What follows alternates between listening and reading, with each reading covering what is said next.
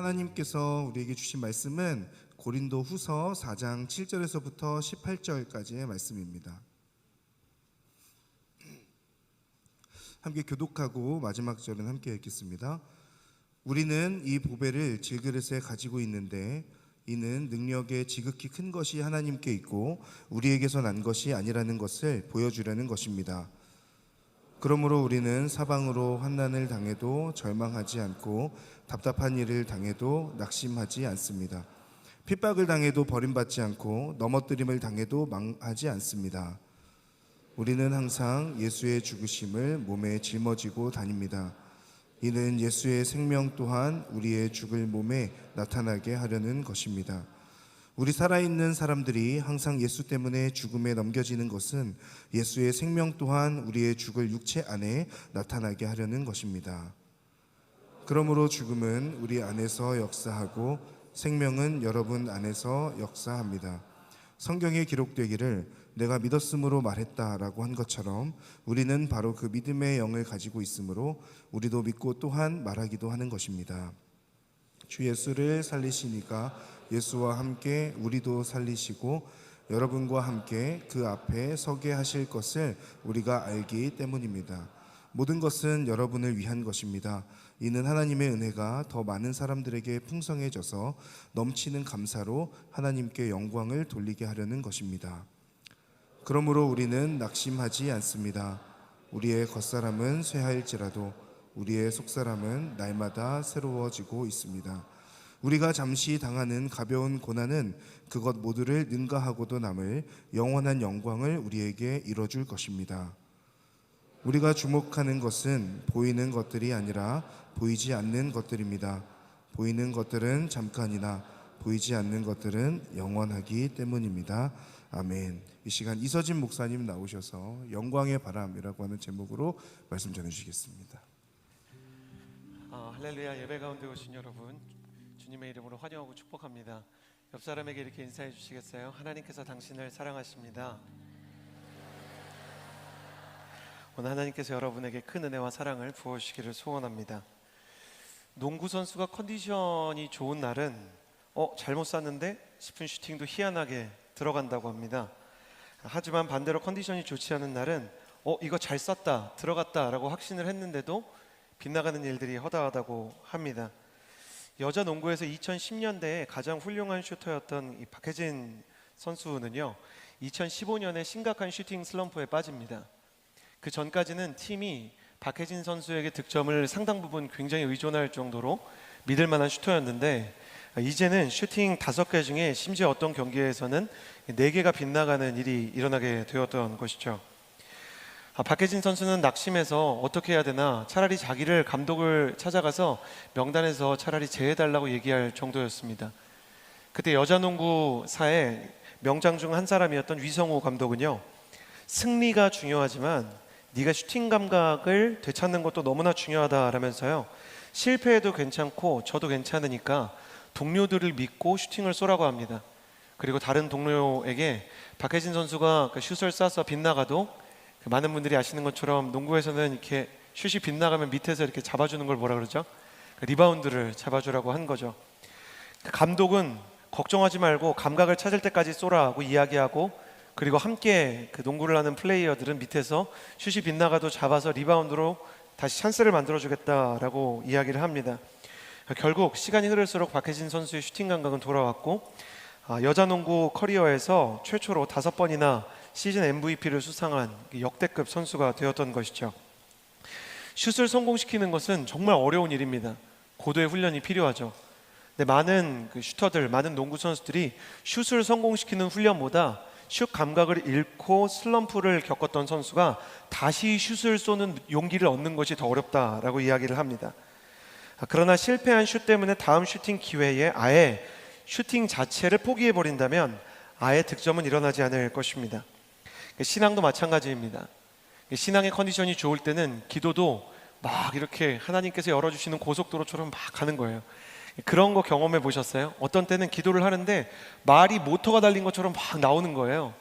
근데 어떤 때는 말이 막 과속방지턱에 걸리는 것처럼 툭툭 걸리고 발음이 씹히고 단어도 이상한 단어가 나오고 최근에 저한테 어떤 성도님이 화가 나셔서 메일을 보내셨는데 정말 죄송했어요. 제가 하나님의 사람이 되게 하여 주옵소서라고 마음속에서 생각했는데 우리 청년들이 하나님이 되게 하여 주옵소서. 그래서 목사님 이건 너무 심한 거 아니냐, 기도인도 하는데 청년들이 하나님 되게 하여 주옵소서. 그러니까 말이 먹히기 시작하니까 굉장히 힘든 거예요. 내 앞에 찾아온 사단의 손을 잡고, 이상하다, 사단의 손을 잡고. 그러니까 제가 기도 인도한 걸 봤는데 정말 끔찍하더라고요. 그래서 제가 몇 년 전에는 그 기도 인도한 거를 다시 싹 이렇게 지운 다음에 설교를 다시 올려야 되는 그 실수를 했던 적이 있습니다. 그 메일을 받고 성도님께 정말 죄송합니다 하고 설교가 끝나고 그 다음 주에 다시 기도 인도를 하는데 너무너무 무섭더라고요. 제발 전도사님이 기도 인도를 해줬으면 좋겠다라는 생각이 드는 거죠.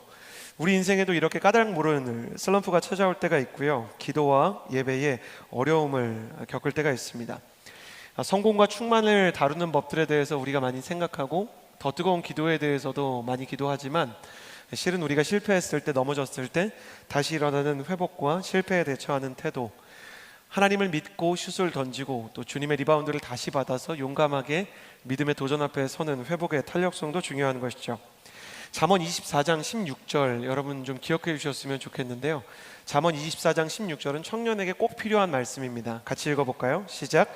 의인은 7번 넘어져도 다시 일어나지만 악인은 재앙을 만나면 넘어진다. 하나님을 믿고 하나님께서 의롭다고 하시는 사람들도 넘어질 수 있습니다. 아니, 넘어지는 게 당연합니다. 심지어 한두 번 넘어지는 것도 아니고 7번 넘어진다라고 얘기합니다. 성경에서 7번 그러면 사람이 최고로 반복할 수 있는 횟수를 상징할 때가 있습니다.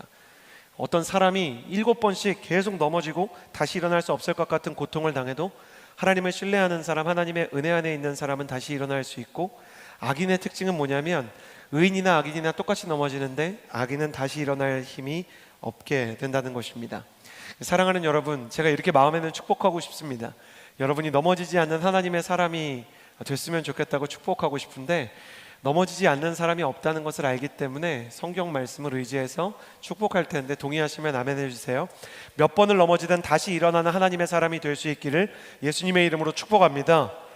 사단과 사람이 내 인생을 넘어뜨려도, 내 인생에 사랑하는 사람들과 몇 번의 이별을 경험했다고 할지라도, 내 영혼의 진학이나 취업이나 내 인생의 미래에 대한 도전에서 고배를 몇 번 쓰게 마셨다 할지라도 주님께서 나를 다시 일으켜 주셔서 내 슛이 마치 박혜진 선수의 슛이 네트를 통과해서 골인이 될 때까지 리바운드를 잡아주시고 기회를 주시고 주님과 함께 일어날 수 있는 하나님의 사람이 되기를 예수님의 이름으로 축복합니다. 오늘 나눌 고린도 후서에서 바울은 고린도에서 겪는 어려움들을 이야기합니다. 바울이 갔던 고린도라는 도시는 바울의 전도 여행에서 특별히 그 그리스 로마권에서 굉장히 번영한 도시 중에 하나였습니다.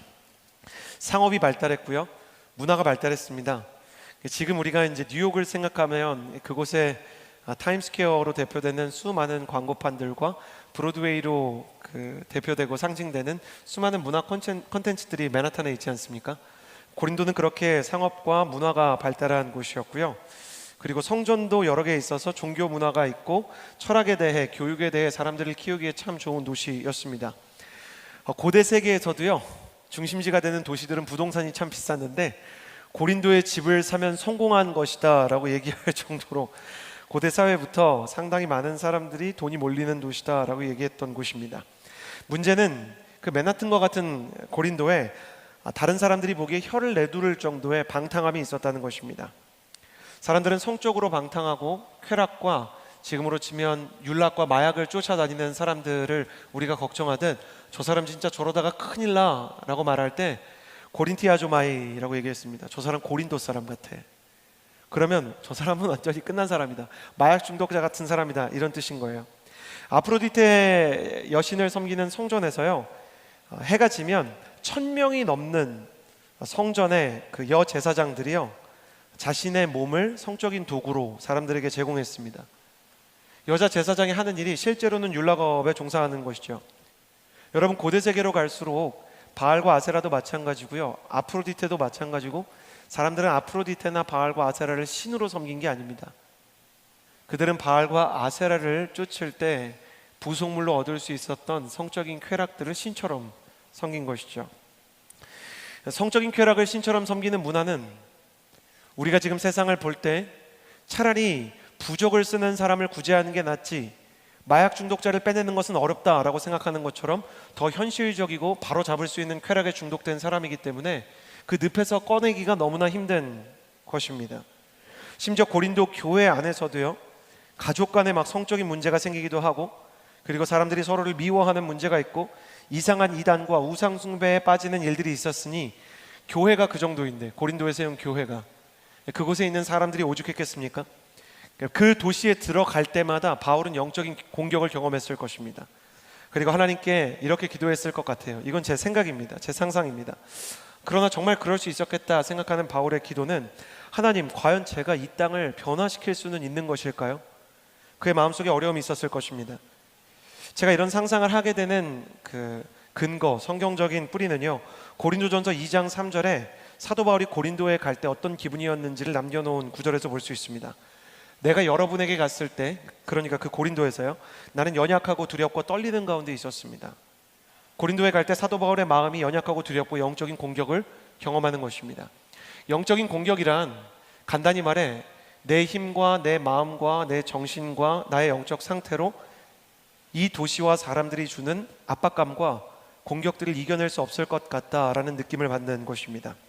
게다가 바울이 선교 사역을 하면서 이 어려움들은 구체화가 돼서요, 바울의 인생을 괴롭히기 시작합니다. 때로는 그 도시를 통해서, 때로는 그 도시에 크리스천들을 박해하는 유대인들을 통해서, 심지어 교회에 있는 크리스천들을 통해서도요. 8절과 9절을 보면 바울이 만난 공격과 장애물에 대한 이야기들이 나오는데, 첫 번째로 바울은 사방으로 환난을 당했다라는 표현을 씁니다. 내가 고린도로 갈 때마다 어려운 일을 하나 겪는 게 아니라, 여러분 왜 이렇게 나쁜 일은 한꺼번에 일어나는지 이런 표현이 있잖아요. 그러니까 가면 사람들에게도 박해를 받고 육신도 연약해지고 영적으로도 공격을 받고 그 도시에는 음란한 문화들이 있고, 그러니까 사도 바울이 너무 여러 가지의 공격을 받아서 영적인 멀티태스킹을 해야 되는데, 이런 표현이 좀 너무 이과 같아서 좀 죄송합니다만 영적인 램 용량이 좀 딸리는 거예요. 4GB 영성으로는 이거 감당할 수 없을 정도로, 여러분 아이폰 쓰다 보면 아이폰 옛날에 램 용량 적게 줘서 이거 잠깐 켜놨다가 저거 다시 들어가면 막 다시 재부팅되고 너무너무 이렇게 힘들 때가 있지 않습니까? 그런 느낌을 받는 거예요. 두 번째는 사도 바울이 만난 첫 번째 장애물이 사방으로 환난을 당한 거면, 두 번째는 답답한 일을 당했다라는 표현이 나오는데, 이거는 미래가 어떻게 될지 알 수 없는 느낌, 내일이 두려움으로 차 있는 느낌을 받았다는 겁니다. 사방으로 어려움은 닥쳐오는데 솟아날 길이 있으면 괜찮은데 어떻게 이 문제를 해결해야 될지, 어디로 가야 될지를 모르겠는 거예요. 사막 한가운데, 망망대해 한가운데 마치 나침반과 그리고 지도를 잃어버린 사람의 마음처럼 황량해져 버린 것입니다. 바울이 만난 장애물 세 번째는 핍박을 당했다라는 표현을 쓰는데, 여기서 핍박을 당했다, 이 고린도 후서 4장에서 이야기하는 핍박이라는 단어는 디오코라는 단어인데 정말 잔인한 단어입니다. 사냥꾼처럼 누군가 추격해온다. 그러니까 이상한 사람들이 쫓아올 때는 너무 힘든 거예요. 사랑하는 여러분, 갑자기 생뚱맞게 생각나는데 원고에 쓴 거 아니지만 축복하고 싶은데요, 여러분이 사랑하는 사람이 여러분 쫓아오게 되기를 예수님의 이름으로 축복합니다. 못 이긴 척하면서 붙잡혀주는 아름다운 역사들이 일어나게 되기를 바라고요. 근데 내가 싫어하는 사람이 나를 쫓아오기 시작하는 거예요. 나를 괴롭히는 사람이 나를 자꾸 쫓아오기 시작하는 거예요. 저는 사실 이렇게 메일 하면서 스팸 메일함을 이렇게 열 때 좀 어려울 때가 있는데, 누군지 모르는 막 악의에 가득한 메일들을 이렇게 받을 때가 있어요. 누군지 모르겠는 분들이 환상을 보았다고, 넌 사실 사단의 아들인 것 같다, 뭐 이런 거를 쓰시는 분들이 있어요. 그러면 제가 누군지를 알아야 대처를 할 텐데, 누군지 모르는 분이, 그러니까 제가 사단의 아들이라 그러다가 한 번은 웃음이 나왔어요. 네가 사실 베놈 아니냐, 그 스파이더맨 천적 까만 스파이더맨 있잖아요. 이분은 베놈이 실제한다고 믿으시더라고요. 제가 밤거리에 까만색 수트를 입고 돌아다닌다고 생각하시나 봐요. 그러니까 마음이 너무 어려워서 저는 베놈도 아니지만 스파이더맨도 아닙니다, 뭐 이렇게 쓸래다가 너무 유치한 것 같아서 참는 것입니다. 왜 이렇게 자꾸 찾아오는 걸까? 온누리교회에 등재된 나의 이메일 주소를 교묘하게 틀린 주소로 오타내고 싶은 마음, 그런 마음이 제 마음속에 찾아올 때가 있는 것입니다. 왜 자꾸 쫓아오는 거야? 바울이 만난 네 번째 장애물은 넘어뜨림을 당했다인데, 이 일들로 사도 바울의 믿음이 견고하면 상관없는데 믿음이 넘어지는 것입니다. 믿음이 하나님을 향해 달려가다가 넘어지게 되었던 것입니다. 장애물을 만난 것도 문제였지만 넘어뜨림을 당하는 이 바울의 모습 속에서 사도 바울이 마치 자신 앞에 있는 장애물을 스스로 뛰어넘을 수 없는 것 같은 느낌을 받습니다. 아마 이 장애물이 그냥 장애물 달리게 하는 사람들이 요 정도 높이 되는 허들이 아니라 사람이 도저히 뛰어넘을 수 없는 저 위에 있는 스피커 정도의 높이가 되는 저런 장애물이라면 이건 불가능한 느낌이 들지 않겠습니까?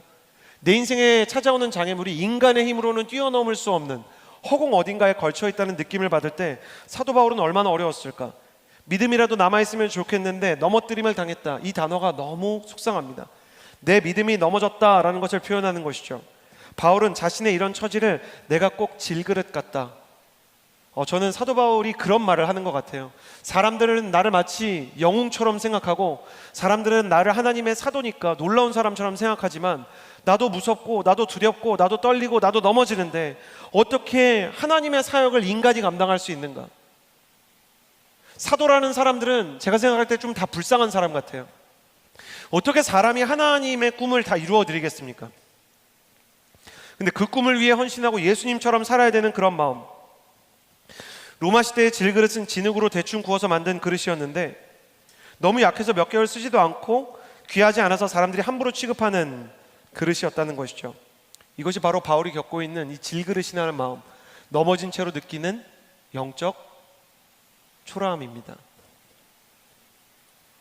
사도 바울은 고린도 전서와 후서에서 두려움을 느끼고 영적으로 의심을 느끼는 사람처럼 스스로의 처지를 표현합니다.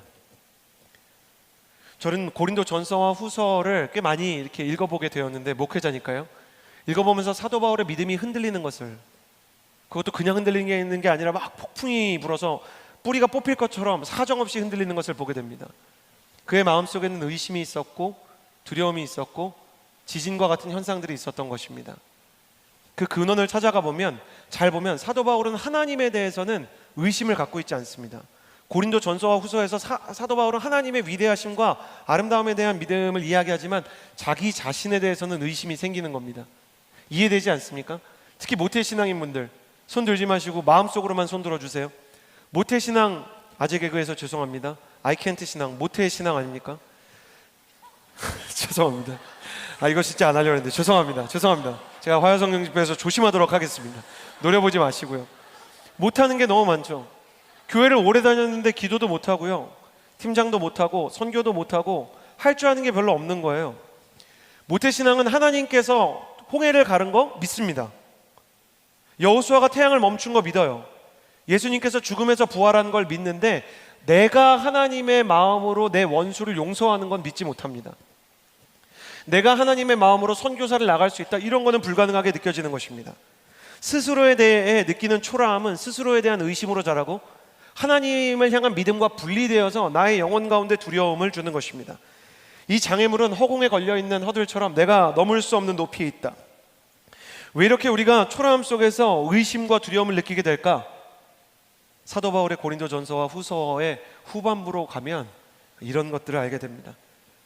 바울은 나중에 자신의 안에 있는 두려움과 고통과 의심에 대해 중요한 사실을 깨닫습니다.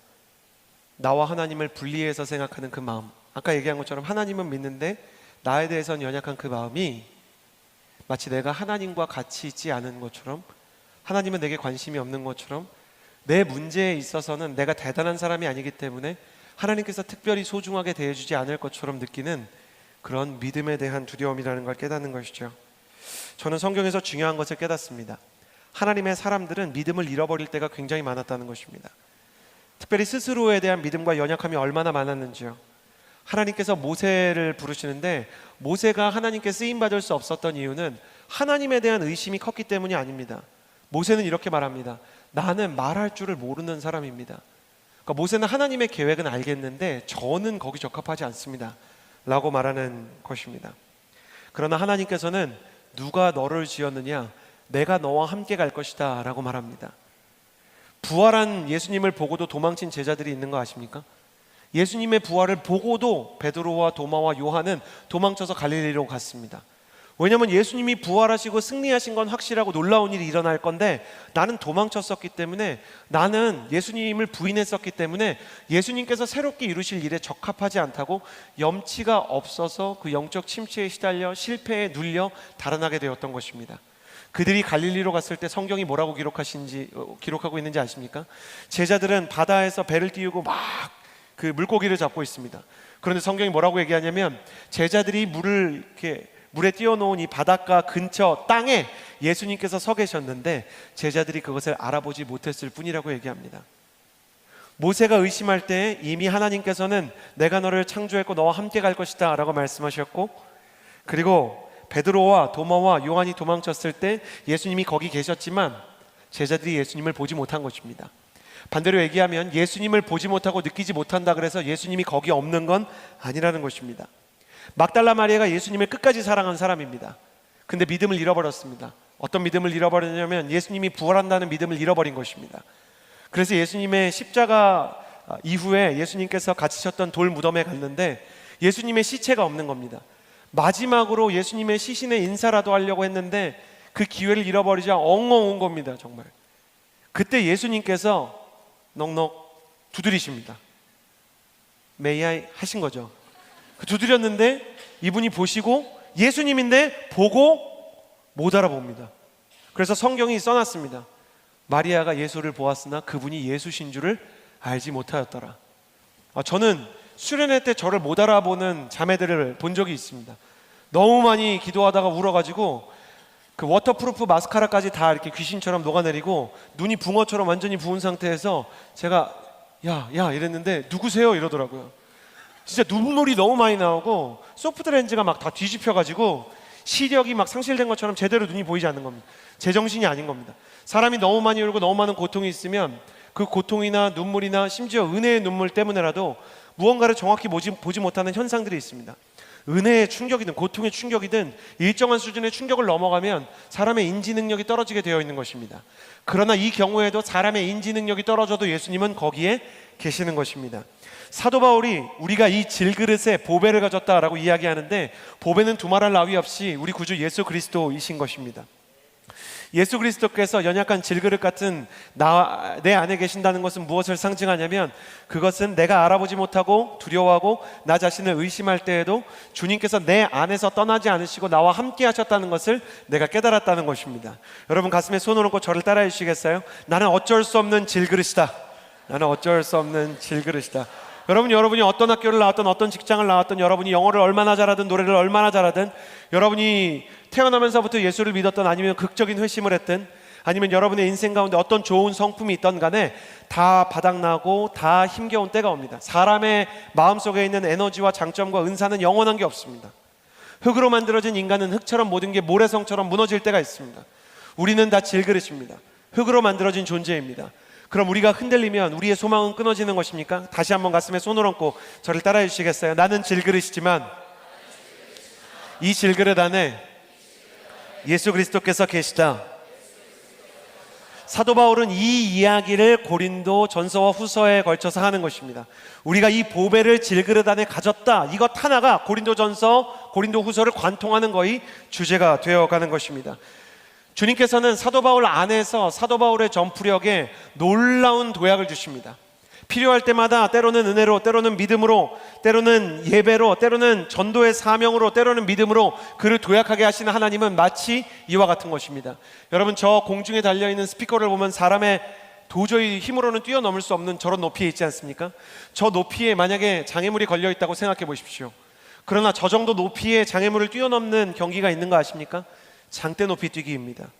주님께서는 바울 안에서 그에게 때때로 필요한 믿음과 은혜와 예배와 사명의 장대를 주셔서 때때마다 주님께서 주시는 그 장대로 말미암아 사도 바울이 연약한 모습 그대로 그 장애물을 뛰어넘게 하신 것입니다.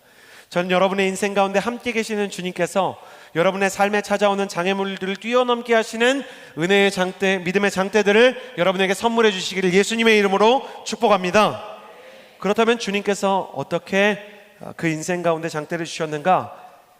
질그릇 안에 발견된 보배이신 예수님, 그 보배이신 예수님께서 주셨던 장대에 대해 좀 나눠보고자 합니다. 10절과 11절의 말씀을 통해 첫 번째 장대에 대해 나누겠습니다. 함께 읽겠습니다. 시작. 우리는 항상 예수의 죽으심을 몸에 짊어지고 다닙니다. 예수의 생명 또한 우리의 죽을 몸에 나타나게 하시려는 것입니다. 우리 살아있는 사람들이 항상 예수 때문에 죽음에 넘겨지는 것은 예수의 생명 또한 우리의 죽을 육체 안에 나타나게 하려는 것입니다. 사도 바울은 항상 예수님을 묵상하고 그 예수 그리스도의 생명이 내 안에 들어오는 통로를 확보했다라고 얘기합니다. 그는 시적으로 자신이 예수 그리스도와 함께 거닐고 예수 그리스도의 생명이 내 안에 찾아오는 현상에 대해 한 문장으로 나는 예수 그리스도의 죽으심을 짊어지고 다닌다라고 표현하는 것입니다. 예수님의 그 은혜를 항상 짊어지고 다니는 것처럼 멀어지지 않으려고 한다는 것이죠. 이러한 모습을 예배하는 사람이라고 부를 수 있을 것입니다. 항상 주님을 생각하고 주님의 뜻을 구하고 주님과 가까이 하려고 하는 것이죠.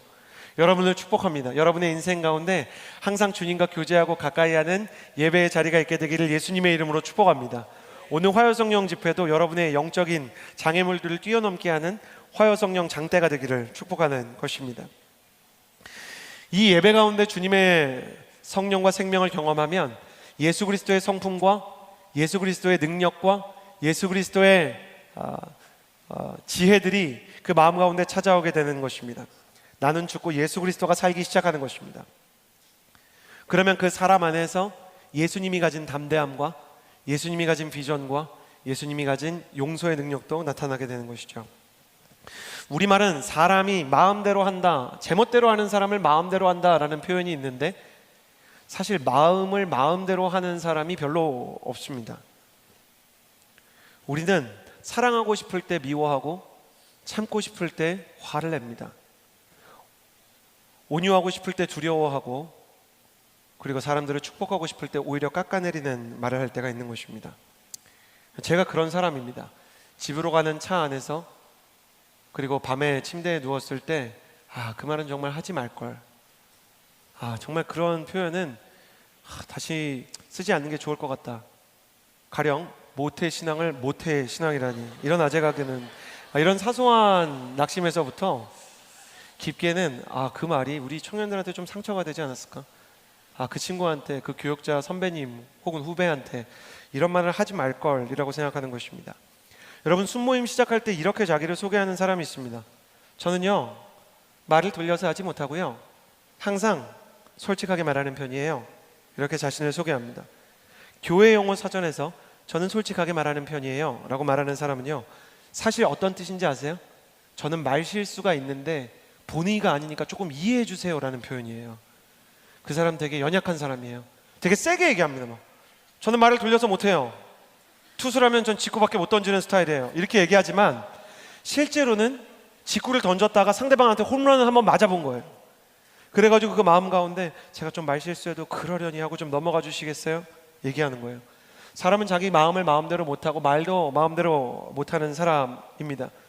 그러니 그리스도 안에서 행복한 사람이란 마음대로 사는 사람이 아니라 예수 그리스도의 생명과 성령을 따르는 사람이 아니겠습니까? 여러분, 항상 그럴 수는 없을 것입니다. 그러나 축복합니다. 두 가지 축복할게요. 저는 여러분의 인생 가운데 여러분의 마음과 말이 여러분의 마음을 따르지 않고 성령과 또 예수 그리스도의 생명을 따르는 역사가 일어나게 되기를 예수님의 이름으로 축복합니다. 완전하게 따를 수 없을 것입니다. 그러나 10%에서 12%로 15%로 20%, 30%, 50%로 조금씩 예수 그리스도의 생명과 성령의 점유율이 여러분의 감정과 여러분의 말 가운데 일어나게 되기를 예수님의 이름으로 축복합니다. 이걸 위해서 예수 그리스도의 생명과 성령이 찾아오기 위해 우리가 할 수 있는 제가 지혜, 꿀팁 하나를 드릴게요. 첫 번째로 찾아오는 감정을 좀 의심하는 게 좋습니다. 기도의 심장을 썼던 이엠 바운즈는 때로는 사단이 주는 마음이 하나님이 주시는 마음보다 빨리 도착한다. 사단은 감정을 빨리 사람에게 집어 던진다, 이렇게 얘기를 해요. 그러니까 좋은 셰프의 음식일수록 천천히 나오는 것처럼, 정말 안 좋은 음식물 쓰레기는 쉽게 만들 수 있는 것처럼, 하나님께서 잘 조리하고 있는 동안 잘못된 것들을 집어 던지는 사단의 노림수들이 있습니다. 첫 번째 찾아오는 감정을 의심하십시오. 어떤 사람이 나한테 좀 기분 나쁜 말을 했는데 그 감정에 대해서 내가 이렇게 대처해야 되겠다라고 첫 번째 나는 그 생각, 또 첫 번째로 튀어나오려는 그 말을 삼켜보는 것입니다. 한 박자만 느리게 가봅시다. 교만이란 간단히 말해서 하나님보다 한 발자국 먼저 가는 겁니다. 겸손이란 간단히 말해서 하나님보다 한 발자국 늦게 가는 것입니다. 저는 우리의 감정과 말이 조금은 천천히 갔으면 좋겠습니다. 예수님, 정말 화가 나는데 한 걸음만 천천히 가게 해주십시오. 쏟아붓고 싶은데 주님, 제 감정이 아니라 주님 원하시는 거를 조금만 기다리게 해주십시오. 그럼 주님께서 여러분에게 은혜를 주시고 주님의 성령께서 여러분에게 하나님의 음성과 마음을 조금 더 선명히 드러나게 하시는 때가 있을 것입니다. 저는 여러분의 마음 가운데 예배하는 마음, 하나님의 마음을 따르는 마음, 그 마음이 표현되는 인생 되기를 예수님의 이름으로 축복합니다. 12절에서 15절까지의 말씀을 같이 한번 읽어보도록 하겠습니다. 12절에서 15절입니다. 함께 읽겠습니다. 시작. 그러므로 죽음은 우리 안에서 역사하고 생명은 여러분 안에서 역사합니다. 성경에 기록되기를 내가 믿었으므로 말했다라고 한 것처럼 우리는 바로 그 믿음의 영을 가지고 있으므로 우리도 믿고 또한 말하기도 하는 것입니다. 주 예수를 살리신 이가 예수와 함께 우리도 살리시고 여러분과 함께 그 앞에 서게 하실 것을 우리가 알기 때문입니다. 모든 것은 여러분을 위한 것입니다. 이는 하나님의 은혜가 더 많은 사람들에게 풍성해져서 넘치는 감사로 하나님께 영광을 돌리게 하려는 것입니다. 하와이에서 불이 났을 때 어떤 부모들은 몸에 이렇게 불이 붙고 화상이 나는데도 자기 몸의 아픔을 느끼지 못했다고 합니다. 왜인지 아십니까? 자기 자식을 들고 뛰어야 했기 때문이라고 합니다. 엄마는 여자보다 강하다라는 표현이 있습니다. 물론 여성들도 충분히 강한 분들이 많지만 자녀를 위해서 엄마가 내는 힘이라는 것은 무언가 대단한 힘이 있는 것입니다. 전 아빠가 되고 놀라운 것을 많이 경험했습니다. 아이가 떨어질 것 같으면 마치 성령님께서 어떤 느낌을 주시는 거예요. 떨어진다, 잡는 거예요. 전 운동신경이 나쁜 사람입니다. 그래서 운동신경이 없는 거에 대해서 굉장히 섭섭했는데, 저는 사실 20살 때 축구를 조금만 잘하게 해달라고 한 21일 3주 정도 작정 기도를 한 적이 있거든요. 근데 주님이 그걸 들어주지 않으시고요, 제 운동신경이 딸을 낳고 나니까 변화되더라고요. 아들 미안합니다. 아들은 뭐 그렇지 않았는데 딸을 낳았을 때는 이 딸이 다치고 부딪히려고 그러면 이거 확 잡게 되는 희한한 센스 같은 게 생기게 됐어요. 자녀가 있는 사람은 강하게 되는 것입니다. 사도 바울도 그렇게 얘기합니다. 죽음은 우리 안에서 역사하고 생명은 여러분 안에서 역사합니다. 이건 무슨 표현이냐면, 내가 이런 여러 장애물을 만나고 어려움을 겪지만 이 장애물을 겪어도 당신들이 생명을 얻을 수 있다면 이건 헛된 일이 아닙니다. 모든 것은 여러분을 위한 것입니다 라고 사도 바울이 이야기하는 것이죠. 사도 바울은 지금 무엇을 경험하고 있냐면, 마치 여자보다 강한 엄마, 남자보다 강한 아빠처럼 나에게는 자녀가 있고 복음을 전한 성도들이 있기 때문에 그 사명과 내 양들을 향한 사랑 때문에 강해지고 있다. 내가 하나님의 능력을 발휘하게 된 것은 내가 복음에 대한 열정을 예수님처럼 갖고 있기 때문이다 라고 말하는 것입니다. 사람의 신앙은 언제 강해지는가? 한 영혼을 품을 때입니다. 전도의 장대를 가지고 한 영혼을 품는 구원에 대한 사명을 가지고 있는 사람은 하나님으로부터 능력을 받게 되는 것입니다. 하나님과 교제하는 예배가, 주님을 닮아가려고 하는 주님과의 그 교제가 장애물을 뛰어넘는 장대가 된다고 얘기했습니다. 근데 하나님과의 관계만 중요한 게 아니라 한 사람을 구원하고자 하고 그를 위해 중보하며 한 영혼을 구원하기 위해 상담하고 복음을 전하는 모든 사랑과 목회의 행위, 목양의 행위, 순모임에서 한 사람을 양육하는 모든 행위들이 우리를 더 강하게 하는 것입니다. 제가 아는 집사님이 동생과 함께 예수님을 믿기 시작하셨어요. 어떤 집사님이, 죄송합니다, 권사님이시죠. 권사님이 동생들과 함께 예수님을 믿기 시작하셨어요. 문제는 아버님, 어머님이 하나님을 믿을 생각이 요만큼도 없어요. 첫째와 둘째가 둘 다 여자였고, 셋째 이제 3자매가 있고, 마지막에 아들이 있는 이제 4남매 집안이었는데, 넷 다 예수님을 믿고 교회에 헌신하는데 하나님 아버지께로 돌아올 생각을 하지 않는 거예요. 아버님, 어머님은 심지어 풍수질이나 유교식 제사와 같은 미신에 심취하셨어요. 그런 집안에서 자녀들이 예수님을 믿으니 수련회를 가거나 복음을 전하려고 하면 막 뺨을 맞고 온갖 수모를 당하는 거예요. 집안이 얼어버리는 거죠. 그런데도 권사님과 동생들은 가정 복음화의 꿈을 포기하지 않았어요. 결국에 이 권사님이요, 결혼을 하신 이후에 남편과 함께 교회를 개척하시는 메인 멤버가 되셨는데, 부모님이 종교에 대해서 엄격해서 자녀들에게 손찌검을 할지라도 사실 옛날 분들은 좀 모순적인 것 같지만 손찌검을 하고 혼을 내도 마음이 따뜻하고 엄청 자기 자식을 고슴도치처럼 사랑하는 경우가 있었거든요. 좀 모순적인 것 같지만 마음은 너무 따뜻한 거예요. 그러니까 뭐라고? 교회를 개척한다고? 그게 사업이라고 생각하신 거예요. 일종의 예수 프랜차이즈라고 생각한 겁니다. 그래서 이게 사람이 많이 있어야지 거기 사업이 좀 잘 되니까 손님이 있어야지 다른 손님이 온다고 자녀를 아끼는 마음으로 제가 직접 그 할아버님에게 들었는데 부처님과 천지신명께 기도하고 교회로 갔다고 합니다. 천지신명이시여 이 교회가 잘 되게 해주십시오 이렇게 기도하고 갔대요. 빌면서 부처님 이 교회 잘 되게 해주세요. 그러고 가서 거기에 앉았대요. 가서 보니까 목사님이 강대상이 없어요. 근데 이 아버님이 손재주가 좋으시거든요. 그러니까 뭐 강대상이야 뚝딱 만들지. 그래가지고 막 뚝딱 만들어가지고 강대상 만들고 교회 봉사하다가 자기도 모르게 집사가 되고 아내는 권사가 되고 가정이 변화되고 심지어 이 어머님 같은 경우에는요 눈으로 환상으로 예수님을 보는 역사까지 일어나요. 성가대 가운 같은 거 입고 외국인 파마한 양반이 딸아 내가 너를 잘한다 그래서 기분이 나빴다. 어디 젊은 양반이 나한테 따라거려 소리를 질렀더니 그분이 사라졌다는 거예요. 나중에 보니까 예수님이라고. 이분이 깜짝 놀라가지고 그 할머니들 별 문제 아닌 것처럼 얘기하는 거 있잖아요. 그 양반을 봤는데 보니까 예수님이요. 이렇게 얘기하시는 거예요. 저 너무 깜짝 놀라서 전 목사인데도 예수님 눈으로 본 적이 없는데요. 그거는 시방 목사님 문제고 나는 봤다 이거지 뭐 이런 식이에요. 그러니까 제가 이거 너무 충격적이다 생각을 하는데 이 집에서 우상의 역사가 끊어지고 집에 붙여놨던 이 부적들도 다 떨어지고 하나님을 믿고 이제 추도 예배를 드리는 집이 되기 시작하는 거예요.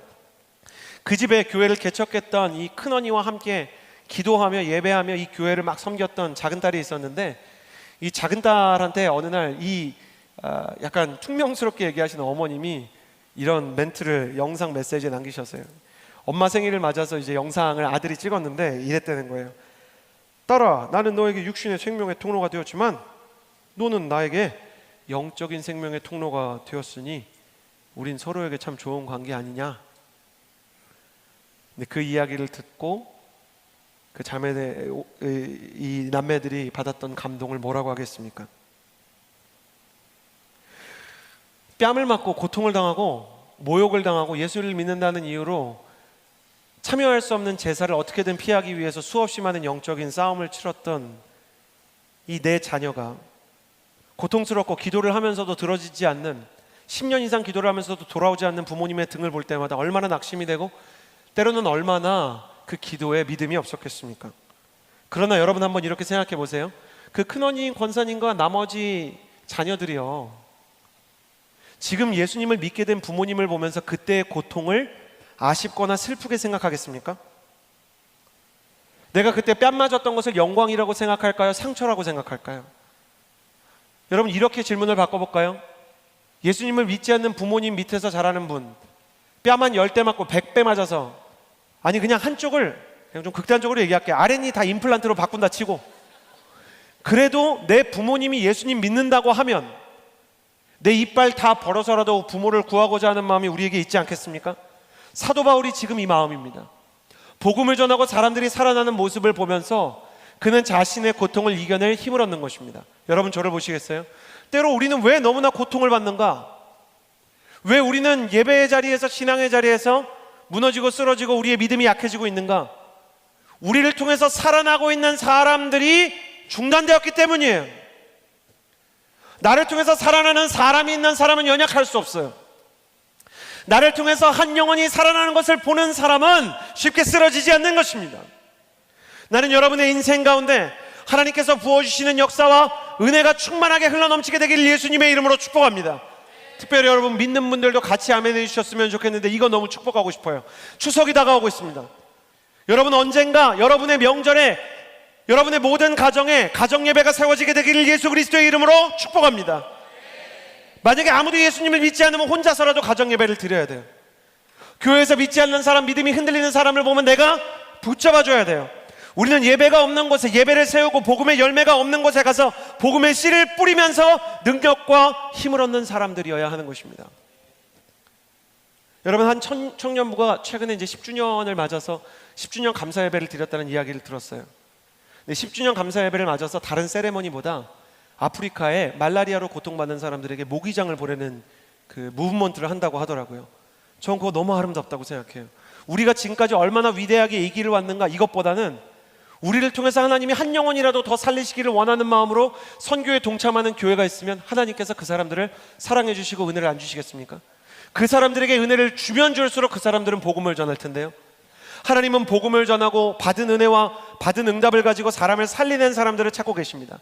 나는 여러분이 어떤 은혜나 어떤 사랑이나 어떤 감동을 받던 그것을 가지고 사람을 살리고 세우고 선교를 하고 가정을 변화시키고 일터를 변화시키고 죽어가는 사람들, 믿음에서 떠난 사람들을 다시 주께로 불러오고 탕자들을 주께로 초청하는 초청장과 같은 인생, 너는 그리스도의 향기요 편지다라고 말씀하셨던 그 은혜의 선포가 바로 여러분의 인생이 되는, 사람 살리는 인생 되기를 예수님의 이름으로 축복합니다. 할렐루야. 하나님께서 우리가 복음을 전할 때 높이 걸려있는 이 장애물들을 뛰어넘을 만한 힘을 주신다는 거예요. 그 사람이 뛰어넘어야 사람이 살기 때문에, 그게 하나님의 꿈이기 때문에 전략적인 판단을 하세요. 하나님과 같은 꿈을 꾸는 게 최고로 유리한 전략입니다. 하나님과 같은 가치, 같은 목표를 바라보는 것이 여러분에게 가장 유리한 것입니다. 여러분에게 지혜가 있게 되기를 바랍니다. 16절에서 18절까지의 말씀을 마지막으로 읽겠습니다. 16절에서 18절 함께 읽겠습니다. 시작. 그러므로 우리는 낙심하지 않습니다. 우리의 겉사람은 우리가 잠시 당하는 가벼운 고난은 그것 모두를 능가하고도 남을 영원한 영광을 우리에게 이루어줄 것입니다. 우리가 주목하여 보는 것은 보이는 것이 아니라 보이지 않는 것들입니다. 보이는 것은 잠깐이나 보이지 않는 것들은 영원하기 때문입니다. 사도 바울은 겉사람은 쇠할지라도 속사람은 날마다 새로워진다고 이야기합니다.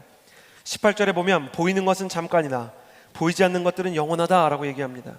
17절에 우리가 잠시 당하는 가벼운 고난은 그것 모두를 능가하고도 남을 영원할 영광을 우리에게 이루어줄 것입니다. 16절, 17절, 18절은 모두 미래 시제로 되어 있습니다. 하나님께서 이러한 일을 할 것입니다. 미래 시제를 쓸 때 사도 바울의 마음 가운데는 항상 믿음이 있습니다. 하나님께서 정말 그런 능력을 주실 것입니다. 이 고난을 뛰어넘는 능력을. 내 겉사람이 후패하나, 여기서 사도 바울이 막 후패하고 속사람이 막 겉사람이 쇠한다 이런 표현은 하도 매를 맞고 사도 바울이 질병이 걸리니까 육신이 연약해지고 다치고 상처받는 걸 의미해요. 그러나 내 영혼은 점점 강해지고 내 믿음은 강해진다는 것입니다. 사도 바울에 대해 연구하는 학자들은 바울의 눈이 좋지 않았고 서서 설교를 하면서 돌아다니며 복음을 전할 때 종종 쓰러지는 발작 증세도 찾아왔던 것으로 추정을 해요. 공황 발작 같은 증세들도 사도 바울에게 있었던 것 같고, 바울도 사람이니까 PTSD 같은 것도 있었을 수 있겠죠. 그리고 사도 바울이 눈이 좋지 않아서 이렇게 잘 보이지 않은 것은 확실합니다. 눈이 어두워지고 종종 발작을 할 때마다, 공황과 같은 두려움이 찾아올 때마다 바울은 자신의 초라한 육신의 질그릇을 마주하게 되었을 것입니다. 근데 사도 바울이 공황장애를 이렇게 겪고 막 발작을 했어요. 여러분 한번 상상해 보세요. 설교자가 막 공황을 겪고 막 발작을 해가지고 막 하면은, 설교자인 제가 상상을 해볼 때 설교자는 그게 더 걱정돼요. 내가 지금 발작하는 것도 걱정되지만 이성이 조금이라도 남아있으면 이거 설교하는데 어떻게 해야 되지? 두려웠을 거예요. 사람들이 복음 전하는데 떠나가면 어떡하지? 사람들이, 본인들이 위로를 받아야 되는데 나를 더 걱정하면 어떡하지? 근데 사도 바울의 말씀들을 보면 사도 바울의 말씀을 사람들이 다 끝까지 듣고, 사도 바울이 설교를 얼마나 길게 했는지 심지어 졸다가 창문에서 떨어진 사람도 있었는데 그 사람을 살려줄 정도로 사도 바울이 밤새 강론을 했다니까. 누가가 너무 이렇게 그때 한이 맺혀져가지고 바울의 설교가 길었다고 써놨어요, 성경에. 근데 사도 바울이 어떤 방식으로 복음을 전하든 사람들은 듣고 사도 바울을 걱정하지 않고 용기를 얻었다 그래요. 그러니까 이런 거죠. 비유하자면 공황 발작을 하고 막 쓰러지고 일어났는데 멀쩡히 회중이 그러는 거예요. 하던 설교 계속 하시라고. 그때 사도 바울이 얼마나 감동이 됐을까. 다시 설교 원고를 더듬더듬 찾아가고 있는데 16절까지 읽었습니다. 누가 얘기해주고. 그러면 다시 설교하고.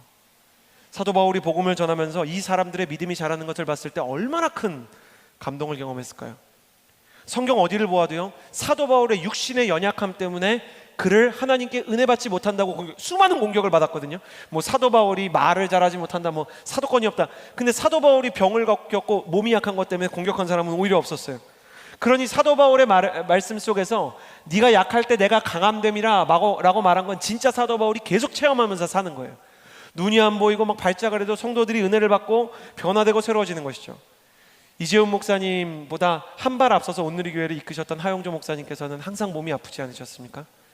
요즘에 보면 이재훈 목사님도 일정이 많으셔가지고 그 팔로워로서 걱정이 돼요. 우리 팔로워들이 항상 목사님에게 건강 조심하셔야 돼요, 저희가 일할게요, 그런 얘기 많이 합니다.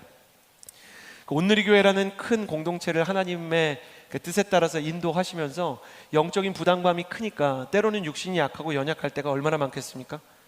근데 하용조 목사님이 몸이 약할 때 온누리교회는 더 성장하고, 이재훈 목사님께서 감사에 대해서 설교하실 때 본인이 소송에 걸리고 오해를 받을 때 성도님들은 더 큰 은혜를 받았다는 것을 저희가 함께 경험하게 되었었어요. 하나님의 능력은 오히려 연약할 때 더 크게 드러납니다. 이것이 믿음입니다. 하나님의 역사는 나의 연약함과 상관없이 일어나는 줄을 믿습니다. 내가 육신이 연약해도, 나이가 들어도, 나의 지혜나 나의 말이나 내가 가지고 있는 조건들이 흔들려도 하나님께서 일을 하십니다. 나는 여러분이 어떤 조건을 가지고 있든지 하나님의 능력이 나타나고 하나님의 말씀이 성취될 것이라는 믿음을 잃지 않게 되기를 예수님의 이름으로 축복합니다. 믿음이라는 단어는 사도 바울이 보통 피스티스라는 단어를 많이 쓰는데, 이제 맡긴다, 기댄다, 받침대 이런 뜻이에요.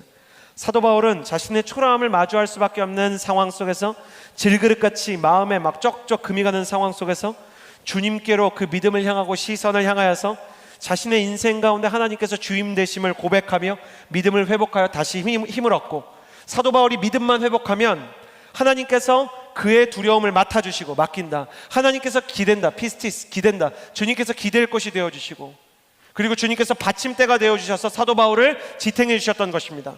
저는 여러분이 예수 그리스도를 믿을 때 예수께서 여러분을 지탱해 주시는 역사가 일어나게 되기를 예수님의 이름으로 축복합니다.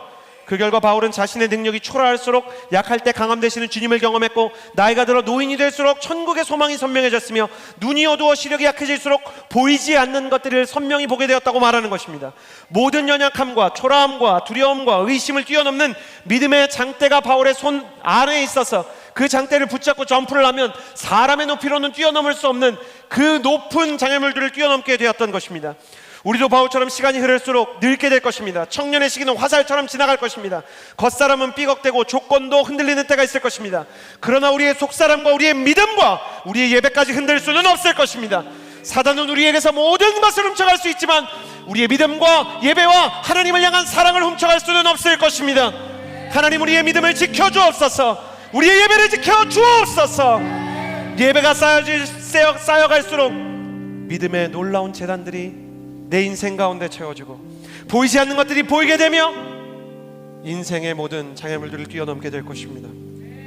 여러분의 마음을 피스티스, 주님께 맡기십시오. 여러분의 흔들림을 주님께 기대십시오. 여러분의 인생을 주님의 받침대 위에 올려두십시오. 주님께서 여러분에게 믿음을 주시고 확신을 주실 때까지 여러분의 손 안에 예배의 장대와 전도의 장대와 믿음의 장대가 선명하게 붙잡힐 때까지 멈추지 마십시오. 그렇게 나아간다면 주님께서 우리 인생에 찾아오는 이 장애물을 뛰어넘어 거룩한 영광의 바람 가운데 우리를 날아오르게 할 줄을 믿습니다. 찬양을 한 곡하고 기도했으면 좋겠는데, 사도 바울이 경험했던 것처럼 나의 연약함에, 나의 부족함, 그런 것들에 집중하지 않고 주님께로 시선을 돌리기 원하는 마음으로 함께 시선이라는 찬양을 부르도록 하겠습니다. 내게로부터 눈을 들어 주를 보기 시작할 때 주의 일을 보겠네. 내 작은 마음 돌이키사 하늘에 꿈꾸게 하네. 주님을 볼 때 모든 시선을 주님께 드리고, 살아계신 하나님을 느낄 때 내 삶은 주의 역사가 되고 하나님이 일하기 시작하네. 함께 일어나 주님의 이름을 찬양할까요? 내게로부터 눈을 들어 시간에 눈을 감고 찬양합시다. 주님 육신의 눈을 감습니다. 영혼의 시선이 주님을 보게 하여 주옵소서. 주의 일을 보겠네. 내 작은 마음도 익히사 하늘에 꿈꾸게 하네. 주님을 볼 때 주님을 볼 때 모든 시선은 주님께 드리고 살아계신 하나님을 느낄 때 내 삶은 주의 역사가 되고 하나님이 주님 보이지 않는 것을 보게 하여 주옵소서. 모든 시선은 주님께 드리고 살아계신 하나님을 느낄 때 내 삶은 주의 역사가 되고 하나님이 일하기 시작하네. 모든 시선을 주님께 드리고 살아계신 하나님을 느낄 때 내 삶은 주의 역사가 되고 하나님이 일하기 시작하네. 우리가 이 보배를 질그릇에 가졌으니 이는 심히 큰 능력은 하나님께 있고 우리에게 있지 아니함을 알게 하려 함이라. 우리가 사방으로 우겨쌈을 당하여도 쌓이지 아니하며 답답한 일을 당하여도 낙심하지 아니하며 박해를 받아도 버림받지 아니하며 덤부러뜨림에 당하여 망하지 아니하고 우리가 항상 예수의 죽음을 몸에 짊어지면 예수의 생명이 또한 우리 몸에 나타나게 하려 함이라. 이 시간에 기도하며 나아갈 때 질그릇 같은 내 인생 가운데 주님의 십자가와 성령과 부활의 역사, 그 거룩한 능력이 임하게 하셔서 그 주님의 능력의 상태를 의지하여 내 인생의 영적 장애물들을 뛰어넘게 하여 주옵소서. 주님의 능력에 의지하며 나의 초라함에 집중하지 않게 해달라고, 주님께 나의 시선을 고정하게 해달라고 주여 한번 부르짖고